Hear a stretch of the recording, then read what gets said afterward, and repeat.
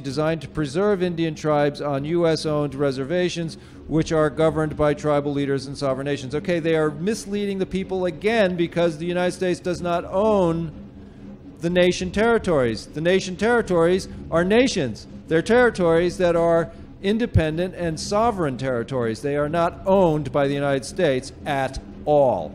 Through these treaties that they do not teach in grade school, high school, colleges, and universities, only 2 universities teach treaties. UCLA, only upon request, and Harvard. Okay, now it goes on with another brilliant sentence here. The tribes have rights to use the land, but they do not own it. Well, that's wrong. They do own it. In fact, it is the native indigenous nations of North America are the only ones that have rightful title to North America or Turtle Island. They can drill it, reap profits, but only under regulations that are far more burdensome than those applied to private property. Well, you know where I'm going with that. Yeah, we own the land through the treaties that the United States fails to teach in the school systems. And the reason that they do not teach about these treaties would be because they would have to tell the truth that they have no jurisdiction over the full-blood Native American Indians. Okay, can I read this one more Sure. couple sentences? I mean, this is just such an outrage. We should take tribal land away from public treatment, said Mark Wayne Mullen, a Republican U.S. representative from Oklahoma and a Cherokee tribe member who is co-chairing Trump's Native American Affairs Coalition. As long as we can do it without unintended consequences, I think we will all have broad support around Indian country. I don't think so. Whenever I see we should take tribal land, I don't think you're going to get a lot of cooperation from the people. No. No. Okay. So I wanted to tell you. So this is. They said they're going to take tribal lands. Like I showed you, the Nevada Royal Jasper Quarterly wrote treaties out of the bylaws. Donald Trump's statements is they're going to take tribal land. In the United States, they failed to acknowledge that treaties are supreme law of the land, and the fact that treaties are worldwide and everybody has a treaty around the world, and that the United States Constitution, the first one, was born in 1787, which is the People's Constitution, and the second one was 1871, which is the corporate constitution, never been signed, never been ratified. Third is that Governor Susan Martinez in New Mexico admitted to treaties being supreme law of the land. We also have a statement here declaring in the United States' own words that treaties can't be ratified. And we earlier read that the 1851 treaty made it to the Chronicle list of international treaties worldwide. What I'm showing you here, folks, is that this is a international lawsuit. This is a court paper that was handed to the district courts of appeals. This is also the district court of appeals document that was filed back in September. And this document here, I just love the United States. This is their U.S. District Court of Columbia, which went downhill instead of up. So this should have been filed first, then the Court of Appeals should have been filed second, but the Court of Appeals was filed first. Now the district, so it's going down. Here we have, I have no idea why the courts are neglecting treaties and filing things backwards, but to commit a fraud is to conceal a fraud is to commit a fraud.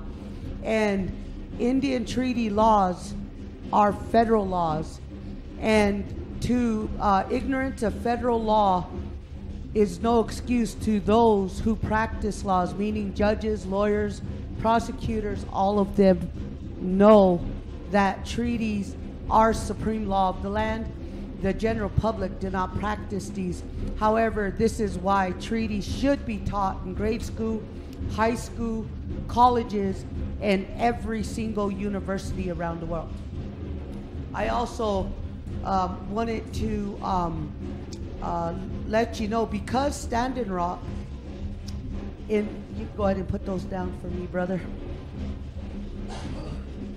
Because Standing Rock invited more than 564 federal recognized tribes from around the world and collected well over $6 million, and the documents that I have between my computer in my hand and on my cell phone that are being sent to me, the estimate is well over $30 million. So you have a Standing Rock who did owe the IRS $1 million. Then you got the donations, and then now you got David Archambault from Standing Rock telling people to go home, and that the Bureau of Indian Affairs police is making arrests on tribal lands, knowingly that his sister Judy Archambault works at the Bureau of Indian Affairs. I feel a little bit of nepotism going on in the tribal government. Conflict of interest and nepotism, sure. Yes, yes. Treason of treaties by the courts, right. District court, judges, lawyers, the Bureau of Indian Affairs, and oh, by the way, you left your documents laying behind in Standing Rock, and this actually has Standing Rock's Wells Fargo.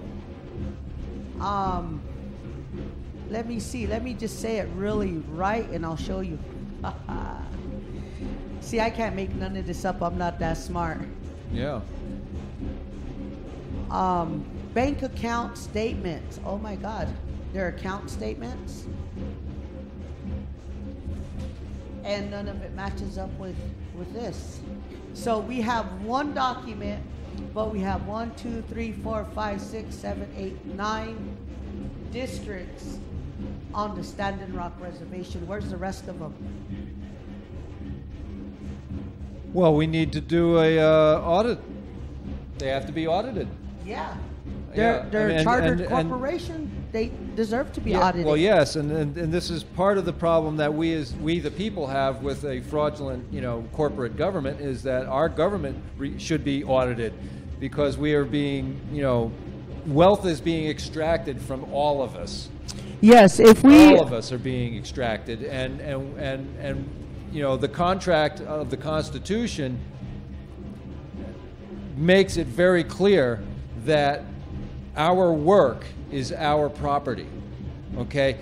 So for those of us who work, all right, if we work and I work for you and you pay me for my time, that money is not income. It's my property. Income, defined in the Constitution, is from corporate activity that generates a profit. And that is what is the only thing that is legally taxable. Let me say it from an Indian point of view, and don't take it personal, okay? Because the color of your skin, you're living on my land, and we're taking care of you and your family. Therefore, when you work, you're helping all of us to survive in a good way. Yeah.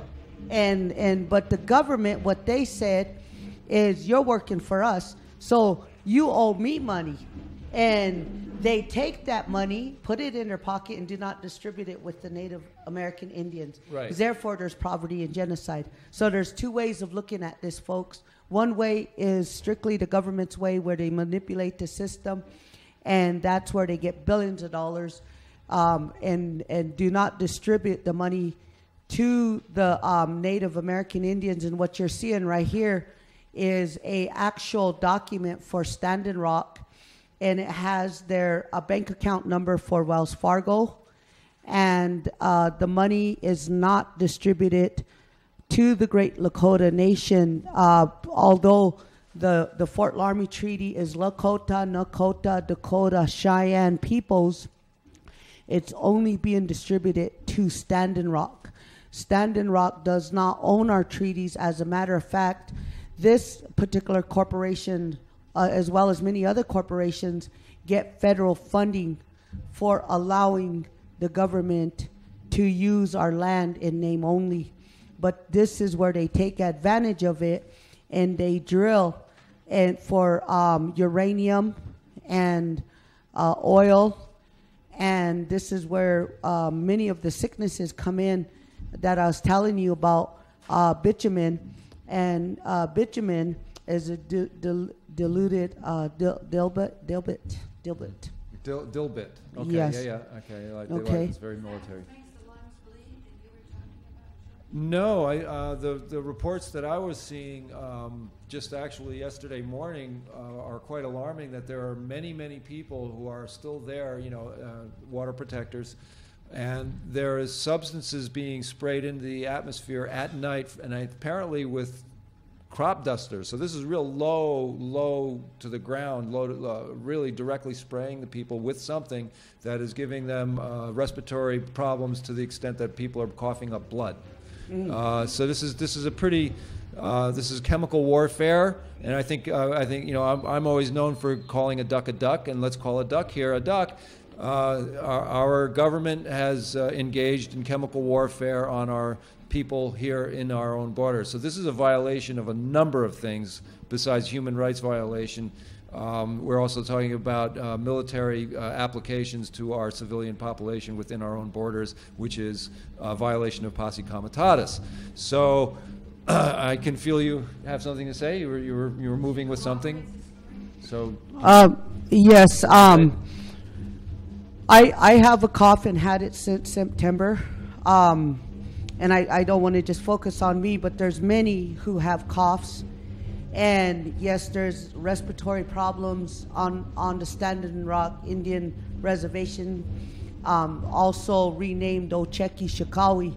The original name for the land is Ocheki-Shikawi territory. The government renamed it Cannonball. And Standing Rock, when the children and the elderly stood up for the water, Standing Rock took over and claimed it as Standing Rock. And so this land belongs to the Great Lakota, Nakota, Cheyenne nations under the Fort Laramie Treaty 1851. This dilbit, are also known as bitumen, or what is the other one? I have to bring it up because it's really important that we talk about it. Benzene. Benzene, sure. Yes, benzene. It causes leukemia. If you want to talk about a little bit about that'd be very important. I know a little bit about benzene and the history of it. Associated diseases, illnesses with benzene include leukemia, anemia, lowered immunity, harmful to the reproductive system. Benzene can pass from the mother's blood to a fetus. It says ATSDR, which must be an abbreviation of the toxicology study, or the people who did it.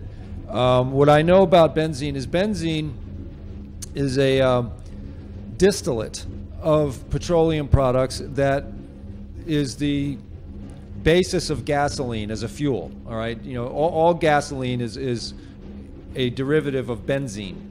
In fact, that's what the original name for gasoline was, called benzene, and it is a hydrocarbon, and it is very volatile, and it is very aggressive on tissue, on living tissue.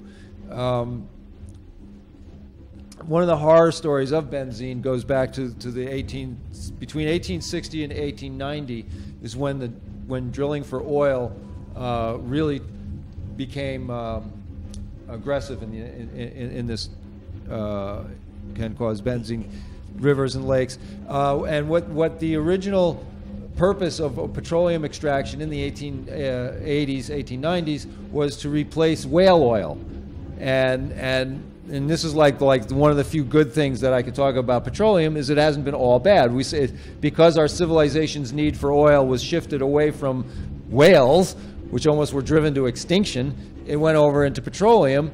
But you know, these guys, you know, in those years didn't know what to do with the byproduct, which was benzene, and they simply dumped it in rivers by the millions of gallons, all, you know, through those maybe a 30, 40-year period, and until the internal combustion engine was perfected and they could use benzene as a fuel. So this caused all kinds of problems. And when the oil corporations grew to such a size that they threatened so much and had usurped so much power, the federal government broke them up. And Exxon and Mobil are the Standard Oil of New Jersey and Standard Oil reunited is the two of the largest of those subdivisions that have now reunited. Yes. And the CEO of them, Rex Tillerson, was just made the Secretary of State of the United States. I just thought I'd throw that in there, that's now who's being put in charge so that they can protect their new investments in the in the Soviet area with Russia, because Canada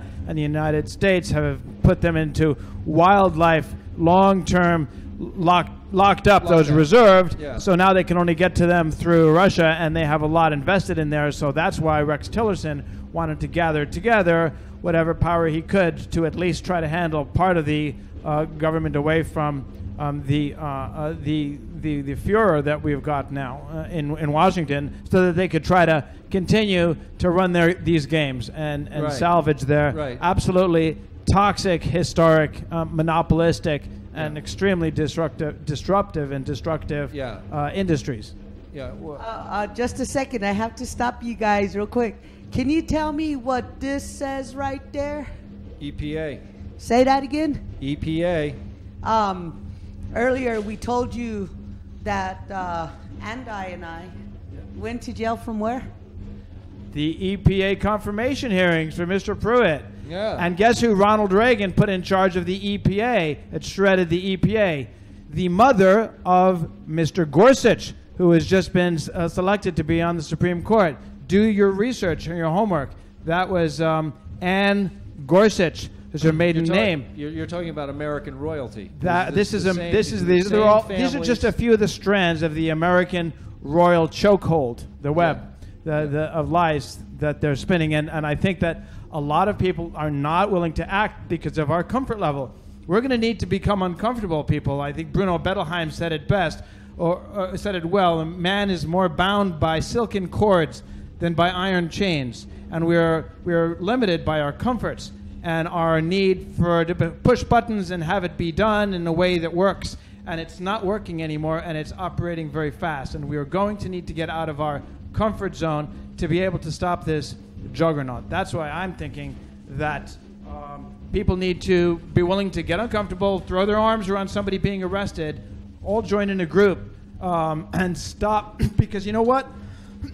The police, the military, the people in the State Department and the EPA and the Park Service, everybody sees these as lies. We're all in this together. Yes. I think Howard Zinn was right in the last chapter of his book, People's History of the United States, when he called his last chapter The Rebellion of the Guards, because that's when, and we're seeing it now, the veterans and police officers turning in their shields. And this is when people who are inside the system rise up to band together with the people of the United States to stop this. That's what Howard Zinn predicted would be the next era of people's uprising in this so-called country. Yeah. All right, benzene toxicity. Joann? No, go ahead. I would like you to read that, please. Benzene toxicity is a simple statement here. Eating foods or drinking liquids containing benzene can cause vomiting, irritation of the stomach, dizziness, sleepiness, convulsions, rapid heart rate, coma, and death. I'd like Andi to read a paragraph of the bankruptcy of the United States. Sure. This is an interesting excerpt about the bankruptcy of the United States from the United States Congressional Record of March 17th, 1993, volume 33, page H1303. The speaker is Representative James Traficant, Jr. from Ohio, addressing the House. He says, quote, Mr. Speaker, we are here now in Chapter 11. Members of Congress are official trustees presiding over the greatest reorganization of any bankrupt entity in world history, the U.S. government. We are setting forth, hopefully, a blueprint for our future. There are some who say it's a coroner's report that will lead to our demise. It's a coroner's report, huh? Didn't I just hear a death over here and now a coroner's report?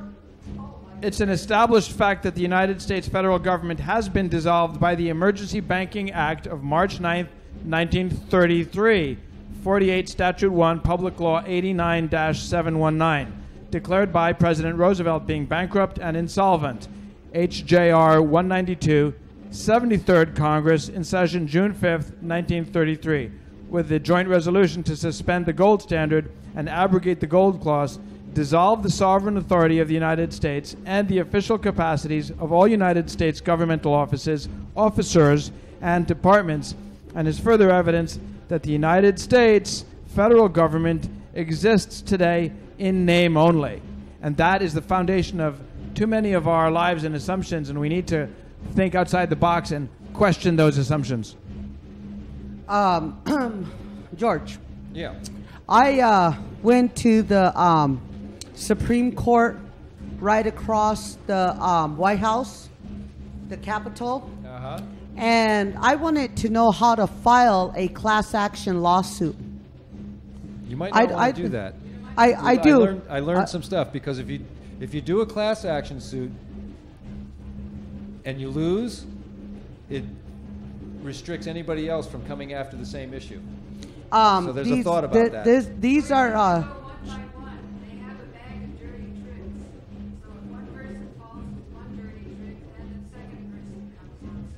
So you don't use lawyers, you don't have to pay lawyers. But anyway, Right.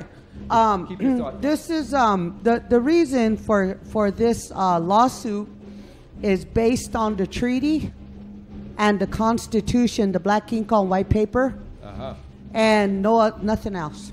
Okay, very good. A judicial review on black ink on white paper, because eventually, through the bankruptcy and between the benzene, it speaks about death. Either we are going to live or we're going to die. But at least I want to die trying. Yes. And corporations were created with black ink on white paper. And so why can't we question this bankruptcy? And where is their treaty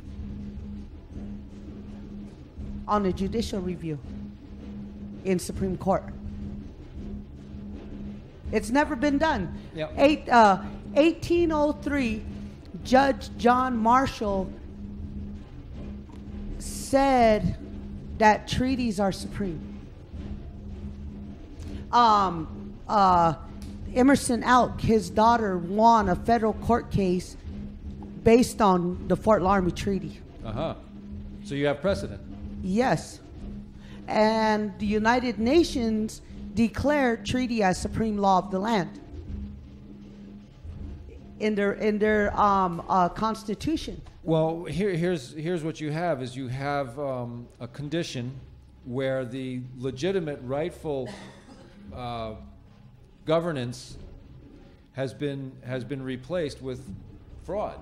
Really, I mean, you have a bankruptcy discussion there that you just read. But there's layers upon layers of fraud. It's like, to get to the truth through layers and layers of fraud is a daunting task for the average person. If we were in court right now, I'd have to tell you, I don't want to hear all that bullshit. I want to know where your treaty is. Yes. In your Constitution, it says treaties are supreme. Where's your treaty? Because we have a bankruptcy. Where is it? Right. I don't want to hear nothing else. Well, they're not going to produce it because they don't have it. Okay.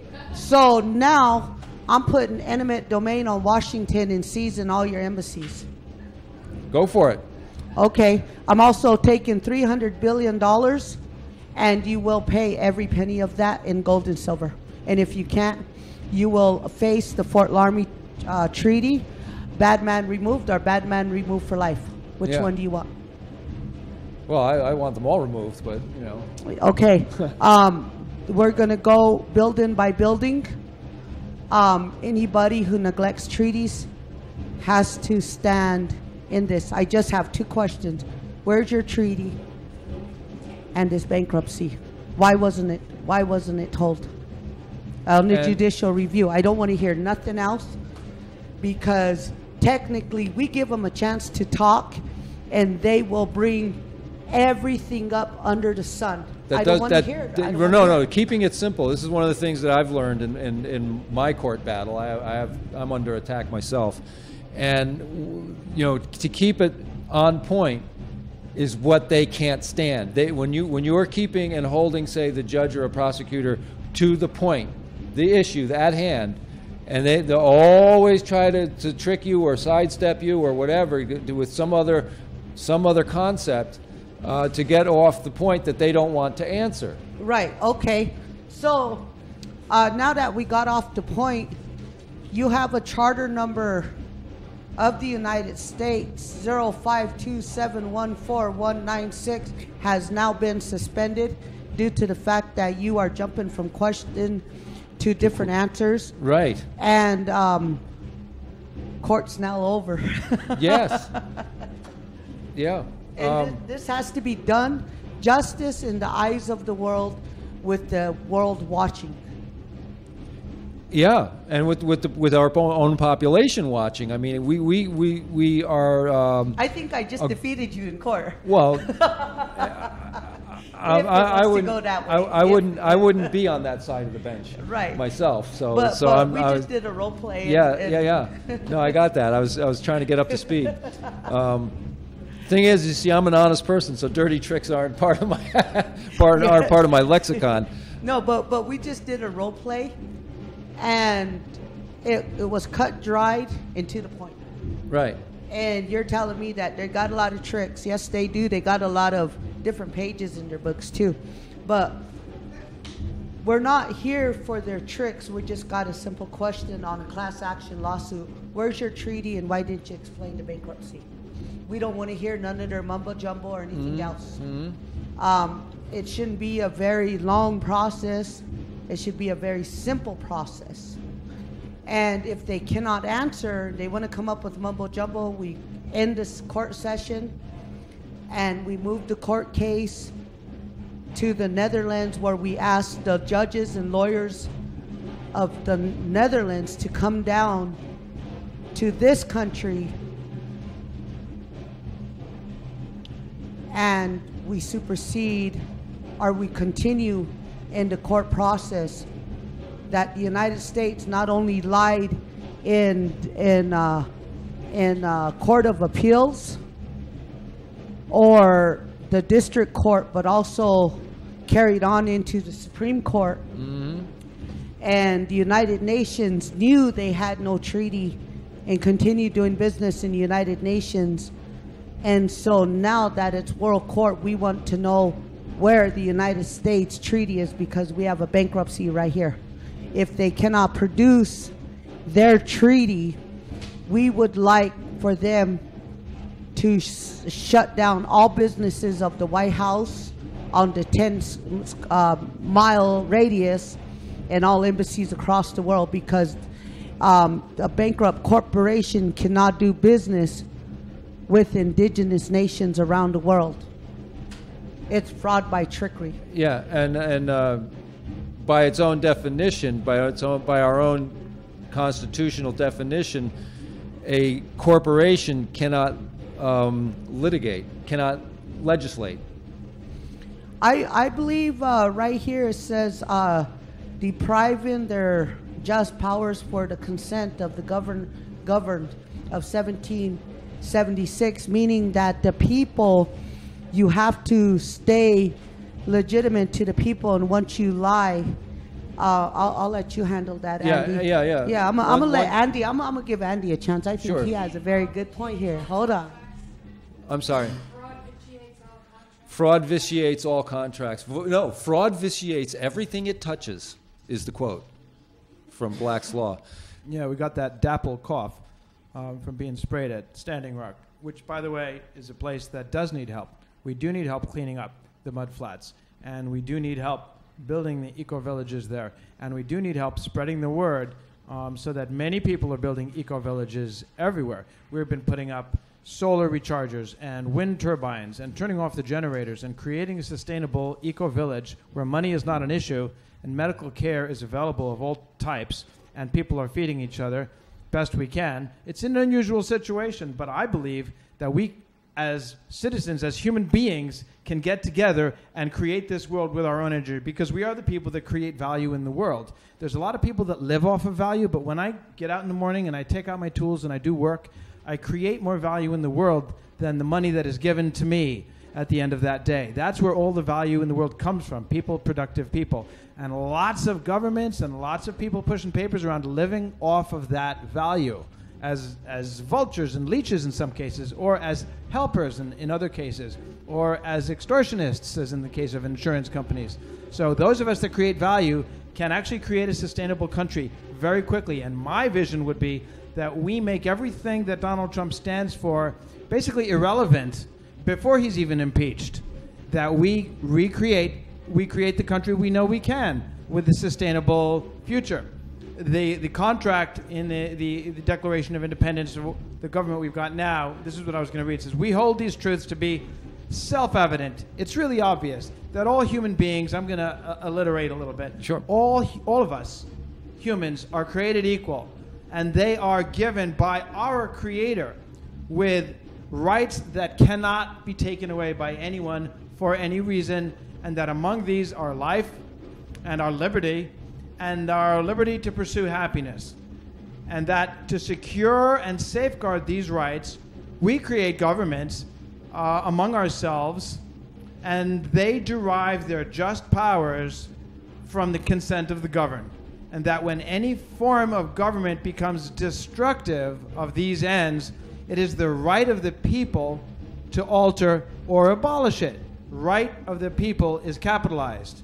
And this was very carefully considered and is foundational. And it is derives from understanding and listening the teachings of the original peoples of the world. And it is still true, and it will never not be true, no matter what happens to us or whatever era we are in.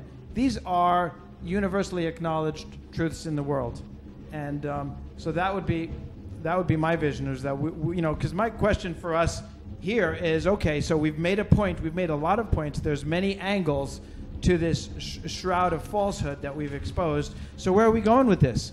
And what do we think's next? And what would we like to go with these court cases and with these impulses? And my vision is that we take care of each other and we move past the greed, because I think that a lot of that sickness comes from fear. Why? You know, if people want to create an energy company, create a renewable energy company. We need them. Why push these toxic pipelines? Well, the reason is because you can steal more. You can take more by doing less and more damage.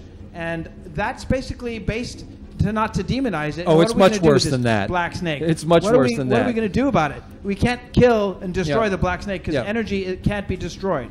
Energy can only be transformed. So we have to transform it. And it is basically human fear. Dr. King said it. Basically, our greed, violence, racism, militarism, it's all just fear. And the only thing that can transform fear is love. So we have to, while we're doing this, be loving with each other, unconditionally loving with ourselves, first of all, with each other, and with the soul of anyone that comes to us. And they will recognize that. And that love is the only thing that can transform those fears that are at the root of all of these problems. And that's what I have to say. Well, the root of these problems is a criminal element, and the criminality covers a lot of bases. And one of the things that we touched on tonight was we do no harm. All right, that is a maxim of law. That is a maxim of law that goes back thousands and thousands of years. Do no harm, and to poison people with benzene. Or radioactive dust from the open tailing mining tailings out in Dene country on the southwest. I took a tour of that in the early 1980s, and we're talking 300 open pit mines, and whenever the wind blows, the people are being inoculated with radioactive dust, and it has impacted the birth defects and such situations. In the Black Hills. Yeah. And, to move forward with solutions. You know, there's a good friend of mine from many, many years ago says, okay, we know what the problems are. What we need is to talk about solutions and put them into play. And that's, I've always kind of looked at that as very sound advice, because we can complain all we like, we can protest and complain, and really when I see the protesters out there, the water protectors, that's not just protesting, that's taking an action to prevent something from happening. That's beyond protesting, okay? And it is a non-violent action, and to you know, one of the things Gandhi said, you know, non-violence is not being weak. It's taking an action without you resorting to violence or guns or weapons. We're here for a purpose. It says every morning, we say every morning, Iktapo, wake up. We're here for a purpose. Grab your pipes, grab however you pray, and pray, because you're a spirit soul. We are not this 75% water being. We are actually the consciousness within it that communicates through the fire in us, through the water in us, through the air. The air inside means inspired. And all of those elements, we are the consciousness that is operating through these vehicles. And we need to be prayerful. That's what I think is extraordinary. I think what's happening at Standing Rock is the Woodstock of this era. But it's not just one generation. It's already all generations. And it's already international. But most of all, it is a spiritually based prayer event. And that is the original event of creation, is a consciousness, pure elevated consciousness. And every morning at Standing Rock, you'll be in a prayer camp. And you'll know it or you'll be forgetting it. That's up to you. But it is a prayer movement, and it is a consciousness raising experience to go out there and help create this world the way we want it. Mm-hmm. I wanted to say it's Geektapo.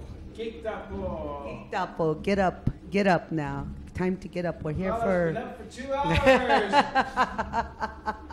Yeah, that's pretty much how it is out there. I've wanted to...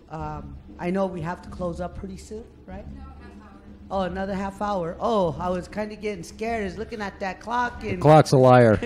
It's a liar, huh? Yeah, that clock's a liar. Oh, we're running on Indian time. I got it. Yeah. That's a federal clock. It's a federal clock. I didn't know that. You see, I got some of those on time. I've been in the city for a while, so it came out. You want to open it up to calls from the audience? Yes, that Sure. would be. All right. Yes.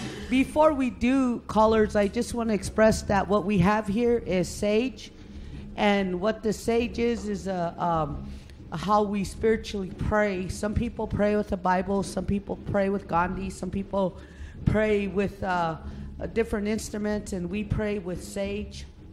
And this is our spiritual way. And I want to express before we open it up is how did I get here? How did I get in front of you?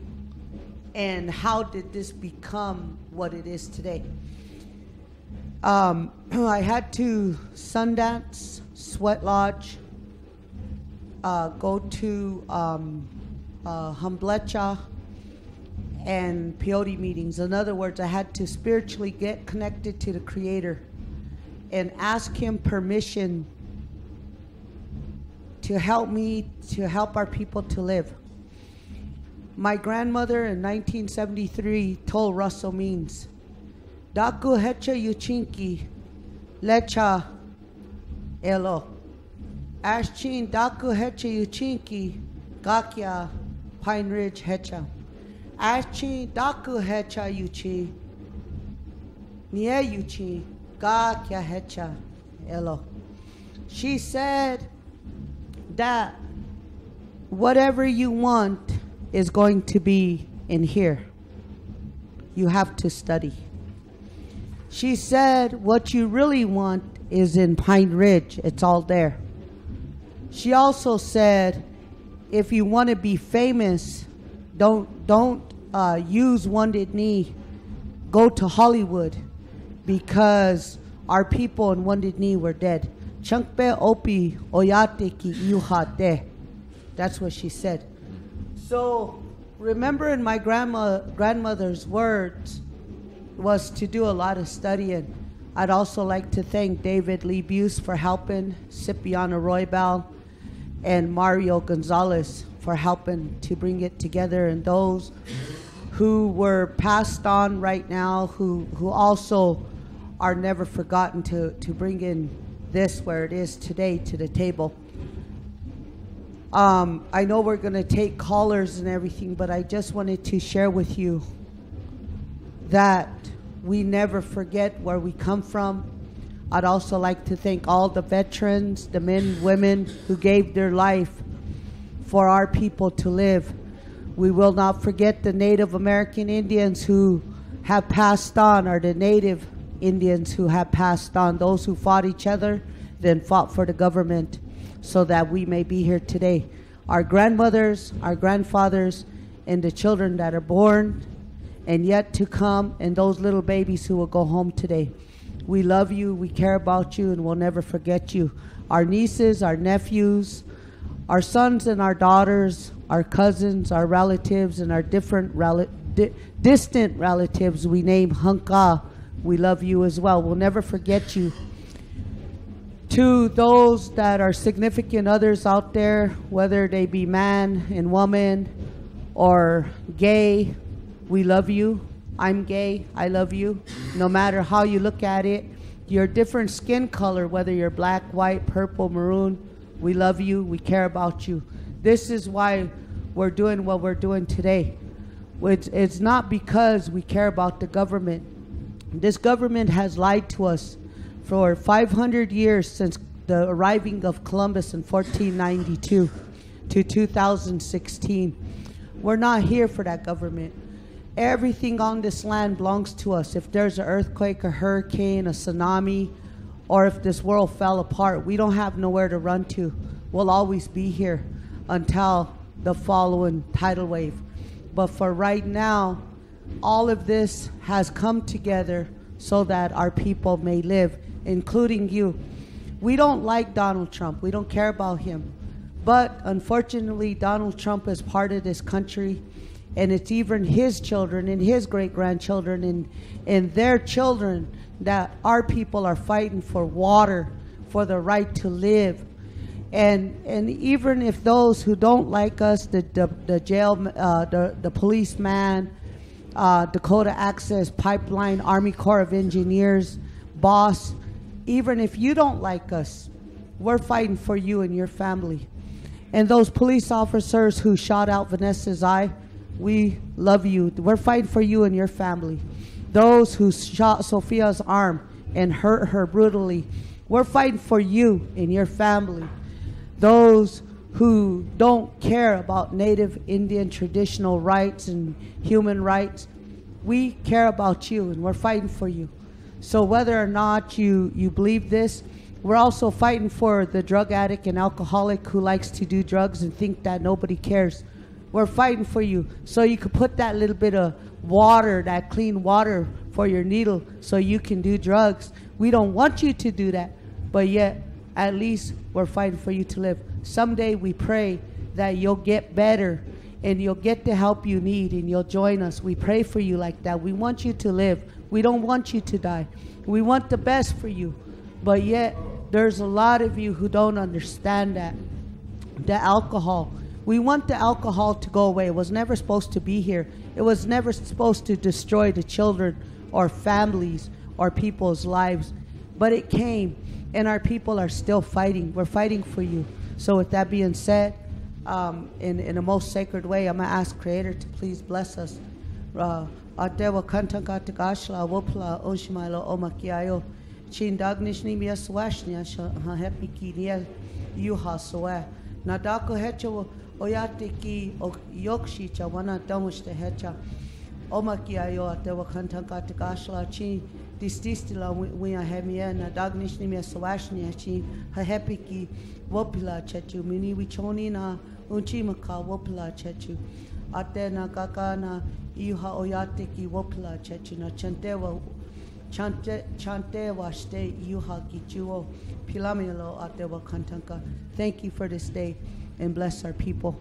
And if you don't mind, we can take callers now. I just wanted to say that so that the callers can see from the beginning all the way to the end to the prayer, and they can understand it fully, what has just taken place. Yeah, if anybody out there listening wants to call in with a question or a comment, it's 679-7777, and we'll be here probably another 10 minutes or so. And, we'll love to hear your comments and questions. At this time, I'd also like to thank Cher, Alicia Keys, Jesse Jackson, S.H., Shailene Woodley, Mark Ruffalo. I got to meet Mark Ruffalo. Johansson, I forget her name. Women at the women's march. Yeah. Yes, something Johansson. I can't remember her first name. Yeah, she's featured a lot of her movies too. Yes, I'd like to thank all of those who showed up in Standing Rock. I'd like to thank all the veterans who came to Standing Rock, all the water protectors in all 4 directions who showed up in Standing Rock, the runners, the horse riders. My goodness, there's so many people who came. It's really amazing. And, thank you for showing up. I know that if you would have known this from the very beginning, you probably would have never went to Standing Rock. Or maybe you will go back to Standing Rock, and if it could happen again, I'm sure you'd do it all over again. And what I'm asking is for all of us to come over and let's question the government of their judicial review of who give them the authority to do what they're doing to our people right now on every level. And that's just a simple question, a judicial review. Where's your treaty? You're bankrupt, and who give you the authority to supersede over the people? Yeah. One thing I will share, that here in the Hudson Valley, there is a Standing Rock vigil, a camp. It's a 24-hour prayer camp, and it is at 95 Halifax Road in Mahwah, New Jersey. The Ramapo Lenape have a camp. They have been struggling. I don't like to think of it as a fight, as a battle, but it is certainly a struggle. It is a struggle that requires sacrifice. That is one of the principles of Kingian nonviolence, is a struggle for a purpose that furthers the cause. And so they are holding a vigil, and the teepee's there, and the wood stoves are there, and it feels just like being at Standing Rock. If you can't get out to the Dakotas, maybe visit the Ramapo Lenape at 95 Halifax Road in Mahwah, New Jersey. On the 10th, there is a Standing Rock event, and if you can get your way to the community calendar that Manager Green puts out, thank you. It's on there. What is Kingian nonviolence? Kingian, I should have said more clearly, Martin Luther King Jr. There's principles of Kingian nonviolence. To find them quickly, you could Google them, or the Women's March adopted them as principles of the Women's March as well. And these are things that we all need to be studying so we can get all on the same page. These are things you can do. We basically need, as a community, all of us, to get on the same page. And a nonviolence movement is in order. And Dr. King created that formula specifically from the struggle for freedom, but for all races and all peoples and for poor peoples.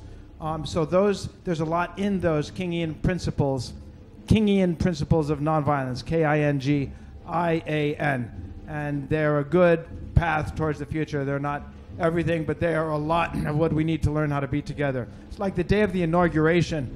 Actually, I came across a group of people blocking one of the entrances, very respectfully, arm in arm, and there was a lot of Trump supporters who were attacking, pushing, angry, belligerent, threatening, provoking. And people were absorbing it and smiling back and saying, well, what are we doing here? We are blocking the entrance. We are intentionally disrupting. We take responsibility. We are disrupting your day. 11th Street is open, but this street is blocked. We're shutting this inauguration down to the best as we can. And I was surprised, but I ended up joining the line to help. And by 3 hours later, there were 3 lines in front of me of people that I'd watched come, observe, comment, challenge, think about it, watch what was happening, and then join the line and support us. And that's what we need to know. We need to learn how to do nonviolent civil disobedience as a country very quickly, en masse, at the point of contact. You know, when people are being taken away and arrested and there are 60 people around, well, 60 people can stop that situation just like that, peacefully. We need to be willing to do those things for each other. And you know, there's a famous story that Anna Waletinovich, W-A-L-E-T, like Waletinovich. She was one of the organizers of the revolution in Poland, and she said, you know, it is not enough for us to achieve a bigger slice of bread for ourselves tomorrow, even if that would make us happy. We need to think of each other and make sure each other first, to help each other, to make sure everybody is cared for.